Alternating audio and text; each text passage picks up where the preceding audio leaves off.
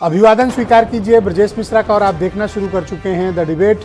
बहनों भाइयों, योगी आदित्यनाथ की सरकार की मंत्रिपरिषद का पहला विस्तार आखिरकार आज हो ही गया और सबसे बड़ी खबर यह है कि ओम प्रकाश राजभर मंत्री बन गए हैं। बहुत इंतजार के बाद उनको मिनिस्टर बना लिया गया।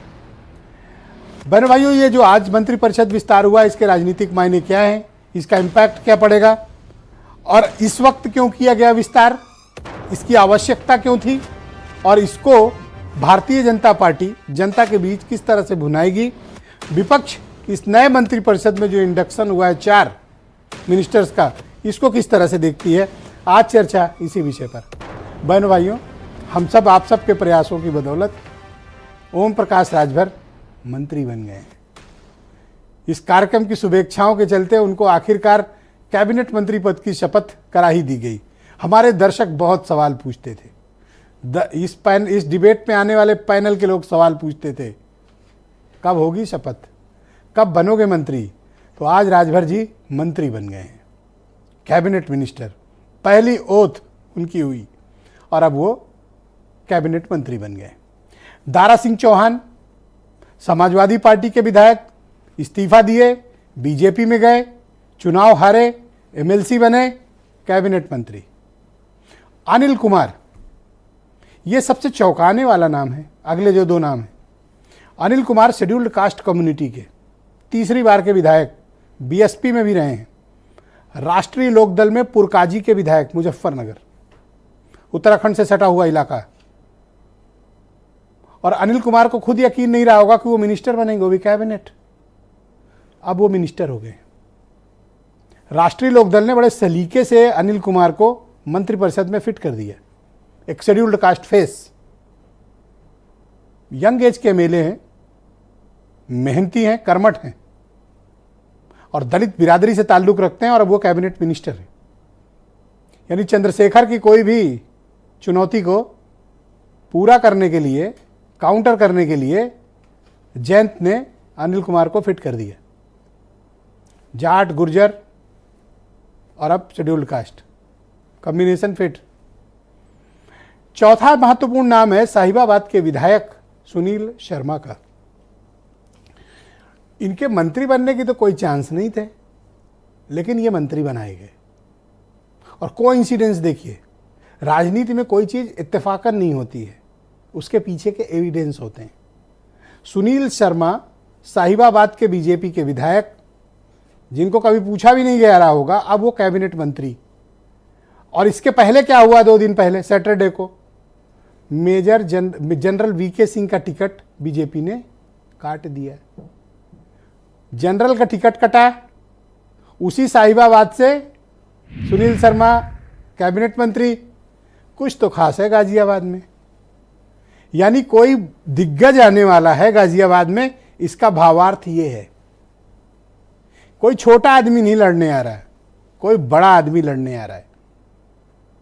कोई यूपी का लीडर नहीं आ रहा, लग रहा है दिल्ली का कोई मजबूत नेता आ रहा है, और मजबूत में भी काफी वाला मजबूत, जिसमें यह क्षमता है कि साहिबाबाद से एक विधायक को उठा के कैबिनेट मंत्री। इसका स्पष्ट प्रमाण है। बहनों भाइयों, ये ताजा जो मंत्रिपरिषद विस्तार हुआ है, ये किसी की जरूरतों के लिए नहीं हुआ है। न ये राजभर को ओबलाइज करने के लिए है, न दारा चौहान को ओबलाइज करने के लिए। पॉलिटिक्स में बिना इंटरेस्ट के कोई काम नहीं होता, वरना यही राजभर है, यही दारा चौहान है, यही अनिल है, यही सुनील शर्मा है। बीजेपी को अब आवश्यकता है चुनाव में, तो आवश्यकता की वजह से बीजेपी को जरूरत है इनकी, इस कारण अब इनको कैबिनेट में सम्मिलित किया गया है। वरना कोई कारण नहीं था कि अप्रैल से लेके अभी फरवरी आ गई, हर हफ्ते नई डेट मिल रही थी राजभर को। फाइनली अब जाकर बने। कब? जब अब चुनाव घोषित होने वाला है। यानी किसी को कोई पद दिया है तो उसका मैक्सिमम यूटिलाइजेशन और वोटों का कैपिटलाइजेशन होना चाहिए। इसी को कहते हैं राजनीति। आप ये दिन भर नैतिकता, ईमानदारी और इस सब की बातें करते हैं, ये सब आपके लिए है। राजनीतिक दलों का एक ही है मकसद, पॉलिटिकल इंटरेस्ट को सेव करना। तो वो पॉलिटिकल इंटरेस्ट अब सर्व होने का वक्त आ गया, इसलिए ये 4 मंत्री बन गए। कोई रॉकेट साइंस थोड़ी है। कुछ बयान सुने, फिर आज की डिबेट को हम आगे बढ़ाएंगे। और भरोसा दिलाना चाहता हूँ कि जिस भरोसे के साथ मुझे आज इस मुकाम तक पहुँचाया है पार्टी ने, संगठन के लोगों ने, हाईकमान ने, निश्चित रूप से ईमानदारी से उस पर खरा उतरने का पूरा प्रयास करूँगा।